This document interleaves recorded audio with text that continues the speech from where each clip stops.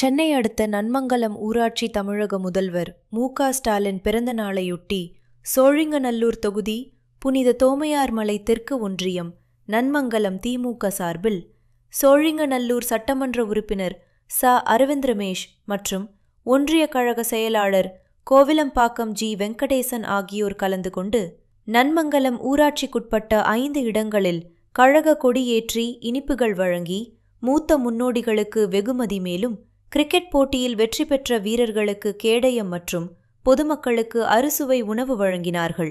இந்நிகழ்ச்சி நன்மங்கலம் ஊராட்சி மன்ற தலைவர் லயன் வி. கிரி தலைமையில் நடைபெற்றது.